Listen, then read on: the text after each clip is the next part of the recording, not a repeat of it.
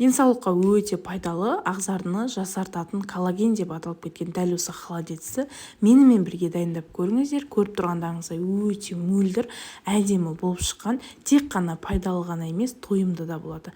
Ең алдымен сирақты таңдаған кезде міндетті түрде сиырдікін алыңыздар, және де артыңғы аяқтарын емес, тек алғы екі аяғын алсаңыздар болады, қыздар. Негізі артқы аяқтардан да жасайды, бірақ алдыңғы аяқтарда иісі аздау, дәмі де әдемілеу болып шығады. Суын толтырып, жақсылап жуылған сирақтарды бір қайнатып аласыздар да, суын төгіп тастап, қайта жақсылап жуып, толтырып су құямыз. Қыздар, мен негізі ет қостым, қалауларыңыз бойынша негізі қоспасаңыздар да болады, бірақ ет қоссаңыздар тойымды болып шығады. Бір қайнағаннан кейін жай қойып көбігін алатын боламыз. Ыдысқа суыңызды барынша толтырып алып, бір қайнағаннан кейін барынша жай қою керек, сол кезде суы тартылып кетпейді. Егер де қатты қайнатсаңыздар, холодецтің суы тартылып кетіп, үстінен қайнаған су құюға тура келеді, ол кезде дұрыс болмайды. Холодец жай тұрып, жай отта 6 сағат қайнағаннан кейін сәбіз саламыз, кішігірім тұз, горошек, өзіңізге ұнайды, лавровый лист салсаңыздар да болады. Одан кейін тағы бір 2 сағат қайнағаннан кейін сәбізін және де етін алып тастайсыздар. Етіңіз менікі сияқты мұз болып тұрмаған болса, тіпті 3 сағаттан кейін алып тастасаңыздар болады. Етті алғаннан кейін де кішкене қайнатамыз, барлығы 7-8 сағат қайнау керек. Сол кезде дәл осындай сүйегі етінен ажырап түсетін болады.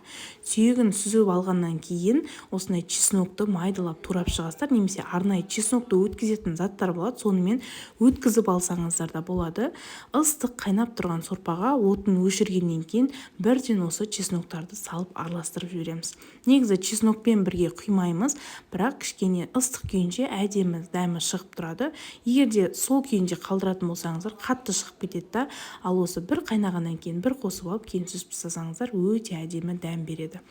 Сәбізді негізі мен оформлениеге салғанмын. Егер де сіздер ұзаққа сақтайтын болсаңыздар, сәбіз, онда ештеңе қоспасаңыздар да болады. Ал біреулер оформлениеге тіпті бөдененің жұмыртқасын да қосып жатады.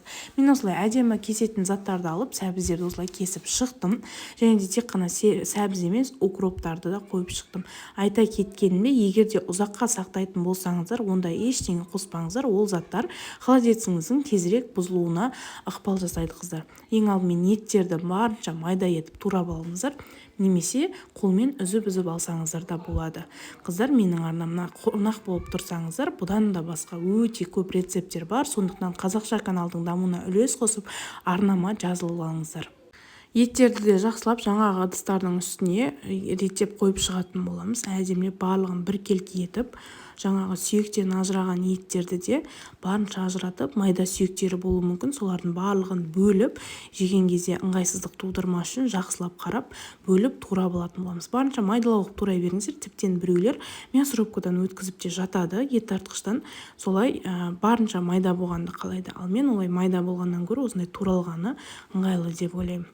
Дәл осылай турап, зат жаңағы еттің үстіне әдемілеп біркелкі етіп, бұны да орналастырып шығамыз, қыздар.